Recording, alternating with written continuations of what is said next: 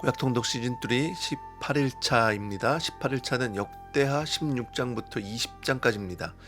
역대하 14장부터 15장에서는 아사왕이 하나님을 찾던 왕으로 말씀하고 있습니다. 하지만 16장에서는 아사왕은 더 이상 하나님을 찾지 않습니다.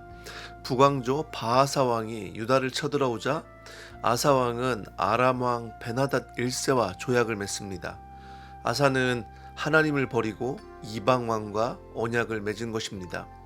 하나님께서는 선지자 하나니를 보내셔서 아사왕을 책망하십니다. 하지만 아사왕은 하나님의 말씀을 듣지 않고 하나니를 감옥에 가두고 백성들까지 학대합니다. 아사왕은 발에 병이 들어서 위독하게 되었는데도 하나님을 찾지 않고 의원들을 찾았다고 말씀합니다. 그 결과 아사왕은 2년 뒤에 죽게 됩니다. 평생 동안 같은 마음으로 하나님을 찾는 것은 쉽지 않습니다. 아사의 인생을 볼 때 우리가 그렇게 알 수 있습니다.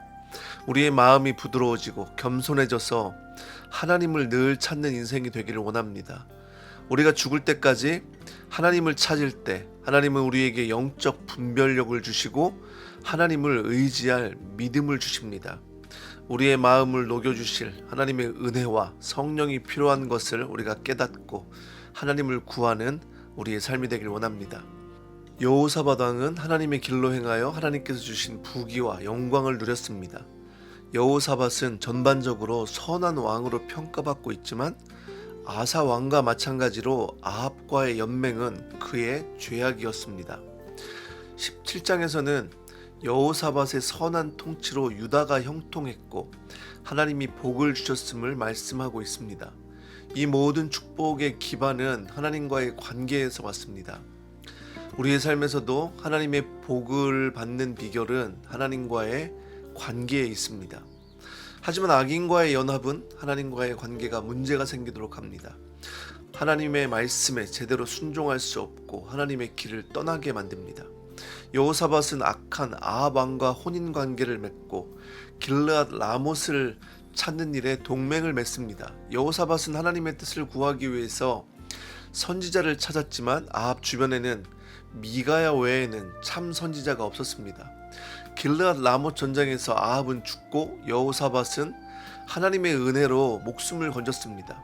길르앗 라못 전쟁 이후 여호사밧은 신앙개혁과 사법체제 정비를 단행합니다. 유다 전역을 다니며 백성의 신앙개혁에 힘썼고 유다와 예루살렘의 재판관을 임명하여 법을 개혁하고 백성과 재판장들이 하나님을 따르도록 권고했습니다. 가나안 지역 연맹군이 유다를 침공하자 여호사밧은 하나님만 신뢰합니다. 여호사밧은 온 백성에게 기도와 금식을 선포하고 하나님만을 구합니다. 전쟁의 날에는 하나님의 구원이 유다에게 임했고 적군들로부터 승리를 허락하십니다. 우리의 전쟁은 우리에게 속한 것이 아니라 하나님께 속해 있기에 우리는 여호사밧이 했던 것처럼 전심으로 하나님을 찾아야 합니다. 하나님을 찾을 때 우리에게 분명히 하나님의 구원이 임할 것입니다.